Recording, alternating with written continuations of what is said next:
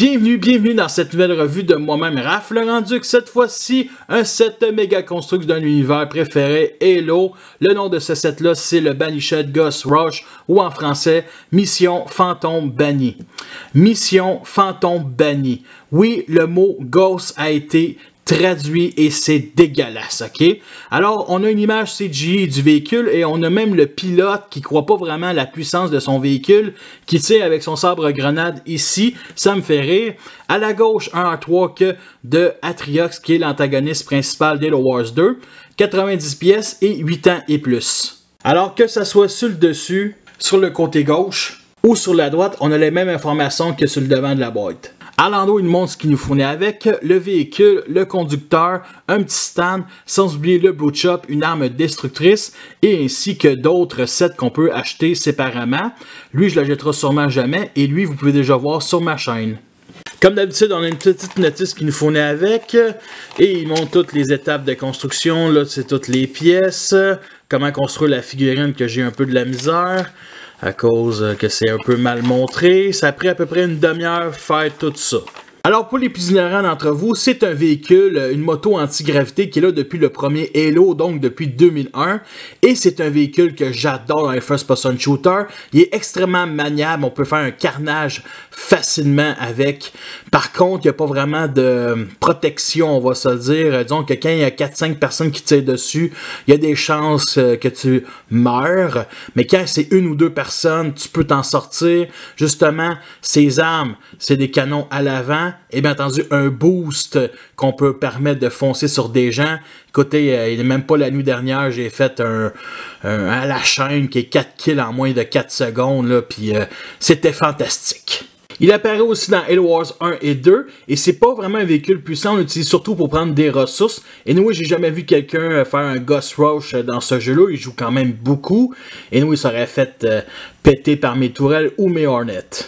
Pour les couleurs, on a un rouge bourgogne qui est vraiment magnifique, je l'aime vraiment beaucoup. On a du silver ici qui sont sur des formes, sont vraiment bien mis. On retrouve aussi sur les blocs ici, sinon sur les canons à l'avant. On a un gris foncé un peu plus métallique ici, justement, qui est très beau. On a du bleu transparent ici, qu'on retrouve sur les réservoirs à l'intérieur, on va dire ça de même. Et on retrouve aussi du bleu peinturé à l'arrière ici. Justement, le point faible du véhicule, c'est ici sur chaque barre. En réalité, quand tu tires là, ça a plus de chances d'exploser le Ghost. Ça m'a sauvé la vie quelques fois. Sinon, on peut lever ici toute la partie du capot pour montrer absolument rien. Peut-être une place pour un passager. Même à ça, ouais, fuck off. Sinon, on a deux petites manettes ici qu'on peut pivoter vers le bas, justement pour conduire le Ghost. Et c'est assez réaliste. J'aurais pas allé tester un tableau de bord ici sur un stickers sur cette pièce-là. Ça fait un peu cheap comparé à, mettons, les autres Ghosts, mais ça reste quand même un beau véhicule.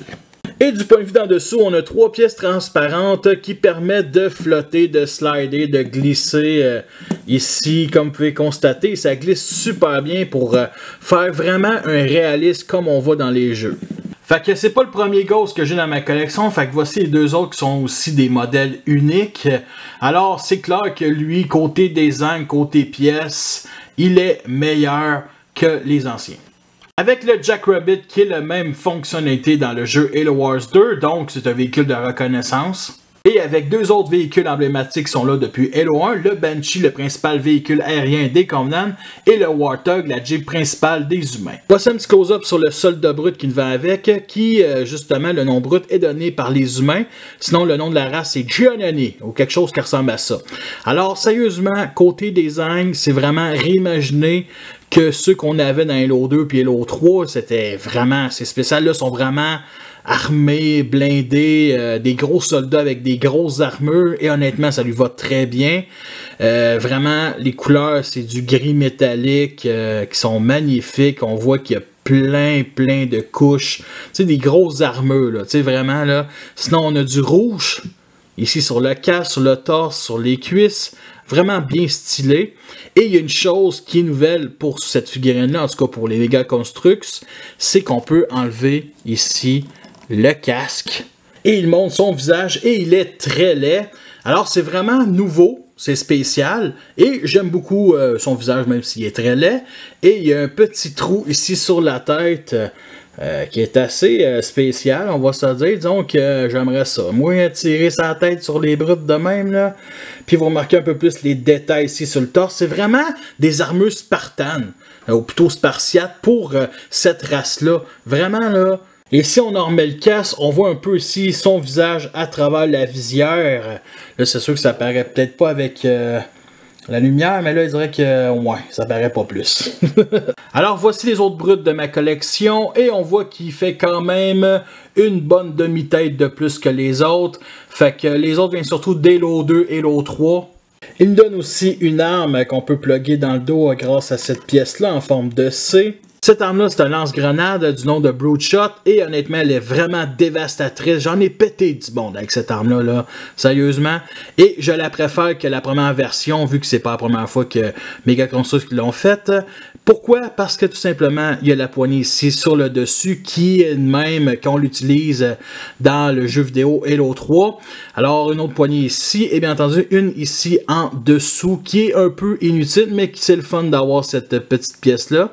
Vraiment un très beau design, fait que voici une petite comparaison avec l'ancienne version. Là, je vais essayer de pas trop vous le cacher, excusez-moi.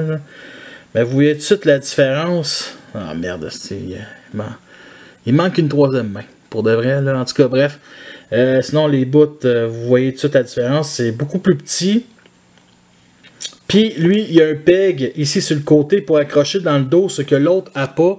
Fait que c'est clair que cette version-là est beaucoup plus belle. Nous sommes rendus à la fin de cette revue. J'espère que vous l'avez apprécié. Vous avez vu les pots et les comptes.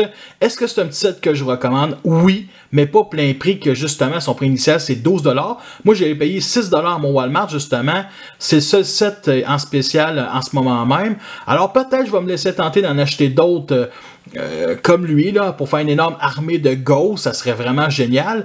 Alors, ça sera pas ma dernière revue Mega Construx. Je sais qu'il y en a une autre qui va arriver de Mega Bloks d'Halo, une grosse, qui va arriver dans les prochaines semaines. Fait que merci à tous d'avoir écouté cette revue-là. Fait que sur ça, je vous laisse et à la prochaine.